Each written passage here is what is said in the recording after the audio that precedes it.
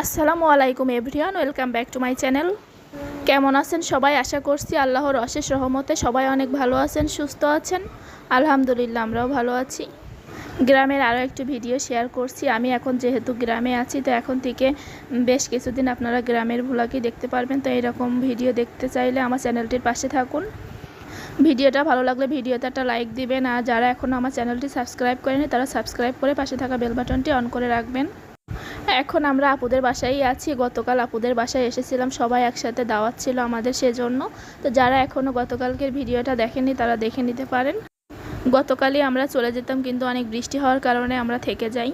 পরদিন সকালে ঘুম থেকে উঠে দেখি আপু এখানে পাকান পিঠে বানাচ্ছে। তো আপনাদের অঞ্চলে এই পিঠাটাকে কী নামে চেনে? ঢাকাতে অনেক অঞ্চলে দেখি তেলের পিঠা নামেও পরিচিত, তো আমরা পাকন পিঠাই বলি।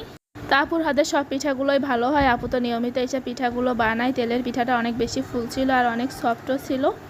আপু বানিয়ে দিচ্ছিল আর আমরা গরম গরমই সবাই চুলার পাশে বসেই খেয়ে নিচ্ছিলাম। গতকালকে ভারী বৃষ্টি হওয়াতে আবহাওয়াটা একটু ঠান্ডা ছিল, সকালে তেমন কোনো গরম লাগছিল না, আকাশটা মেঘলা ছিল, কোনো রোদ ছিল না। তারপর সকালে আপু ভাত তরকারি রান্না করছিল, তো সেইগুলো খালাম, খেয়ে একটু রেস্ট নিয়েছি। তারপরে এখানে গাছ পাকা আম আপুদের গাছ থেকে পেকে সকালেই পড়ছে। এই গাছ পাকা আমটা আপু নোহার জন্য রাখছিল, তো বললো কেটে ওদের দিতে। তুবাও ছিল, ওরা দেখা দেখি যদি খাই। পরে আমি কাটলাম, কেটে ওদের হাতে দিচ্ছিলাম, ওরা আর খাচ্ছিল না। তো গতকাল রাতে আম কাটা হয়েছিল, তো সেই আম ওরা খাচ্ছিল। যখন শেষের পর্যায়ে তখন খাচ্ছিল, প্রথম পর্যায়ে খাচ্ছিল না। তারপরে আমার ছিল না পাকা আম, এই জন্য সকালে এটা গাছ থেকে পড়ছে, তাই রেখে দিয়েছিল ওদের খাওয়ানোর জন্য। তারপর আমি আবার কাঁচা আম কেটে নিয়েছিলাম ভর্তা বানানোর জন্য। পাকা তেঁতুল দিয়ে কাঁচা আম ঝালঝাল করে ভর্তা বানিয়েছিলাম। তারপরে সবাই একটু খেলাম, খেয়ে এখন চলে যাচ্ছি মাদের বাড়ি। তো এই মাঠের রাস্তা দিয়ে আমরা যাচ্ছি সবাই একসাথে। তো সবার দাওয়াত ছিল, তাই জন্য সবাই একসাথে চলে গেলাম।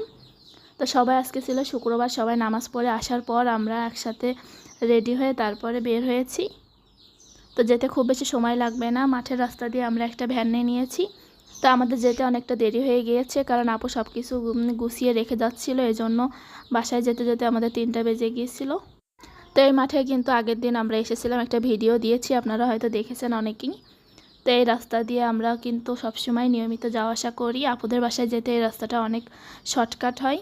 রাস্তার দুই পাশে তাকালে শুধু সবুজ ধান ক্ষেত, তারপরে বিভিন্ন ফসলের ক্ষেত আছে, দেখতে আমার কাছে অনেক ভালো লাগে।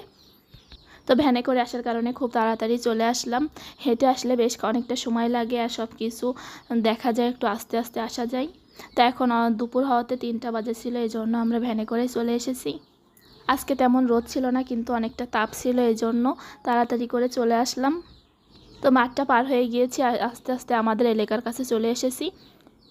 তো এই রাস্তা দিয়ে যেতে যেতে ভাবছিলাম এক সময় আগে অন্যরকম ছিল, এখন কিন্তু সময়ের সাথে সাথে অনেক পরিবর্তনও হয়ে গিয়েছিল। এই পাশে এক সময় ছিল একটা খানা ছিল, সেখানে এখন মাটি দিয়ে ভরাট করে ফেলছে, হয়তো বা ভিটা বাড়ি বানাবে। তারপর এই পাশের যে রাস্তা মাঠ ছিল, এই বাগানের মাঝখান দিয়ে আমরা আগে যাওয়া আসা করতাম, ওই দিকেও এখন রাস্তা নাই, সব বন্ধ হয়ে গিয়েছে। আর আগে কিন্তু এই রাস্তাটা কাঁচা রাস্তা ছিল, পাকা রাস্তা ছিল না। পাকা রাস্তা হওয়ার পরে এখন অনেকটা সুবিধা হয়েছে, বর্ষাকালে রাস্তায় আর কোনো কাদাও থাকে না, যেতে কোনো সমস্যা হয় না। কিন্তু আমাদের পাশে এই রাস্তাটা একটু মাটির রাস্তা আছে, তো এই রাস্তায় একটু কাদা হয় বর্ষার সময়। কালকে যেহেতু বৃষ্টি হয়েছে, রাস্তাটা একটু কাদা ছিল, এই জন্য ভ্যানটা আর ভিতর পর্যন্ত যায়নি। এখন ভ্যান থেকে নেমে আমরা হেঁটে যাচ্ছি, তো আর অল্প একটু আছে। তো এখন আমাদের গ্রামে কিন্তু চলে এসেছি, তো সবাই আমরা হেঁটে যাচ্ছি। ওই সামনে আমার বড় আপু আছে, আর দুলাভাই আছে, নোহার বাবা, সবাই যাচ্ছি। এখন দুপুর হয়ে গিয়েছে, তাই বাচ্চাদের ঘুমের টাইম, তাই ঘুমাচ্ছে। আর এরা গাছে দেখলাম অনেক কাঁঠাল, তারপর রাতে বাসায় এসে কাঁঠাল খাচ্ছিলাম। তো এটা কিন্তু বছরের প্রথম আমি এই কাঁঠাল খেলাম। তো এই বছরে এখনও কাঁঠাল খাওয়া হয়নি, আর ঢাকাতে যাওয়ার পরে কাঁঠালটা দেখছি আমার অনেক পছন্দ হয়ে গিয়েছে। আগে কিন্তু অতটা বেশি পছন্দ ছিল না। কাঁঠাল এখন সব থেকে পছন্দের ফল।